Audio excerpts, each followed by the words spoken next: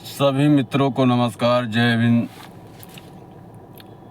मैं रवि, मध्य प्रदेश रीवा ज़िले का निवासी। वैसे लोग मेरा नया नाम अभी अंधभक्त रखे हैं। हमारे एक मित्र हैं, गुरु हैं रीवा ज़िले के पांडे जी, उन्होंने अभी नया नाम दिया है अंधभक्त। तो उस दिन से थोड़ा सोचता हूँ कि भाई अंधभक्त क्यों, क्योंकि मैं कोई गुनाह तो नहीं किया हूँ। कारण क्या है? तो कारण बताए यही कि तुम मोदी की बीजेपी को वोट देते हो, इसलिए तुम अंधभक्त हो। अच्छा, तो मैं अपने विचार किया भाई अंधभक्त क्यों। भाई मैंने न तो सरकार से कोई नौकरी लिया, न सरकार से कोई दलाली खाई, न किसी तरह का कोई वो है, खाली अपने समर्थन देता हूँ। तो उस अंधभक्त की आज एक आत्मा की बात आपको बता रहा हूँ। मैं अंधभक्त क्यों बना?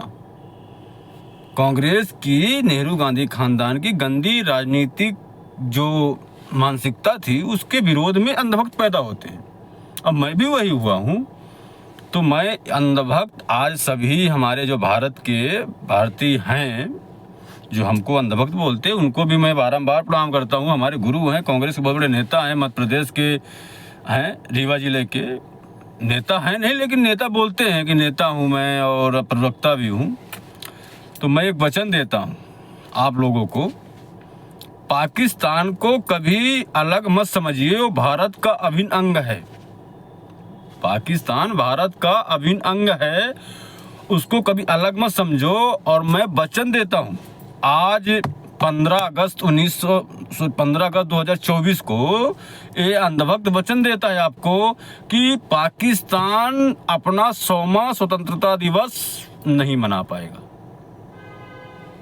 अपना भारत का जब 100वां स्वतंत्रता संग्राम 2047 में होगा, वो कुछ अलग अंदाज में होगा, वो कुछ अलग ही अंदाज में होगा। और वो अंदाज ऐसा होगा, सरकार निर्णय ले या न ले, अगर 100 करोड़ भारतीय निकल पड़े ना, वाघा बॉर्डर में जुलाई में ही डेरा डाला जाएगा। अब खड़े होकर सुसु भी करेंगे ना, तो साला पाकिस्तान का नामो निशान मिटेगा।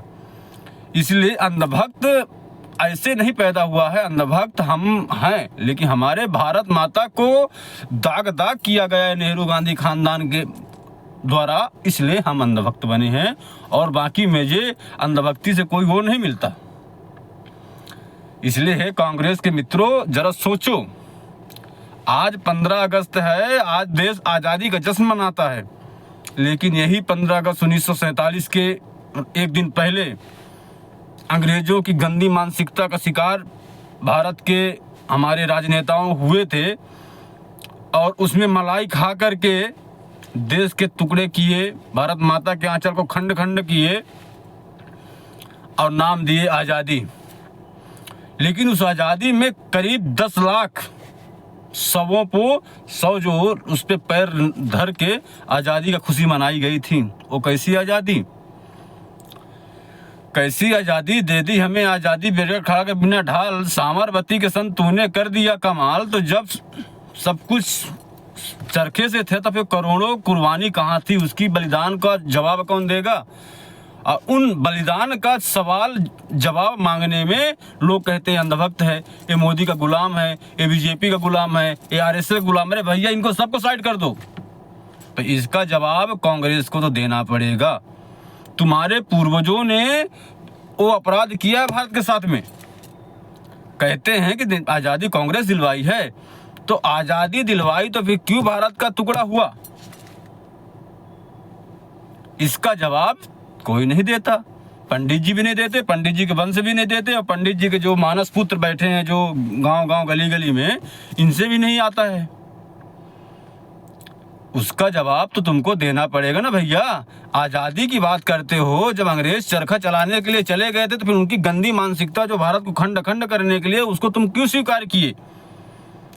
14 अगस्त को पाकिस्तान बनता है, 15 अगस्त को भारत। जब आज़ादी की लड़ाई सब साथ में मिलकर लड़े थे, हिंदू मुस्लिम सिख ईसाई, तो फिर आज़ादी भी तो साथ में आनी चाहिए थी। फिर हम अलग बैठ करके अपनी बंटवारा जो होता देखते।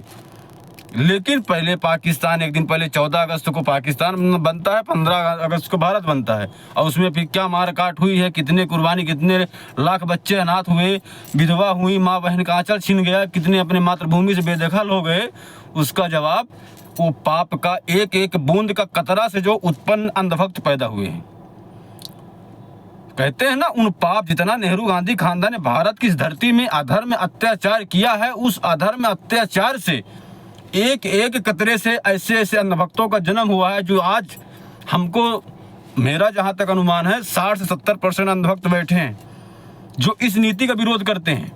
मुझसे किससे न वो नहीं है, लेकिन नीति, तुम नीति का, नीतिगत भारत को जो है, उस नीति का हम विरोध करते हैं कि जो तुमने किया वो गलत किया, नहीं करना चाहिए था। और आज भी तुम उसको स्वीकार नहीं करते हो। अपनी नाकामयाबी को छुपाने के लिए दूसरे को गाली देते हो, दूसरे को तुम उल्टा सीधा कहते हो, सावरकर ऐसा है, वो ऐसा है। अरे भैया, सबको तुम बोली, सबको तो तुम मार ही दिए थे। सर्वो नेहरू गांधी खानदान था ना। हाँ, तो तुमने इस रोक सकते थे, जिन्ना की गंदी मानसिकता को रोक सकते थे, लेकिन तुमने रोका नहीं, क्योंकि उसमें तुमको भी मलाई खाना था।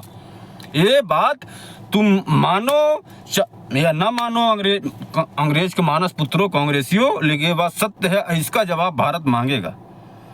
ये जवाब भारत की जनता मांगेगी। कितना भी गाली दे लो, अंधभक्त कह लो, ये कर लो, चीर दो, फाड़ दो, कुछ भी कर दो, लेकिन ये जवाब भारत की जनता को, आने वाली पीढ़ी जब शिक्षा से जागरूक होगी ना, तो ये सवाल तुमसे करेगी। और वो सवाल उनको देना और बताना, मेरे सवाल का उत्तर दो, फिर मैं अंधभक्त हूँ तो बताना, तो मैं माथे में लिखवाऊंगा अंधभक्त हूँ। ये कांग्रेस की पहली गलती, रोज एक गलती कांग्रेस की मैं इन मानस पुत्रों को बताने का अपने तरफ से जो करूंगा, और अगर गलत साबित करो तो जो बोलो तो सर थारूं। जय हिंद।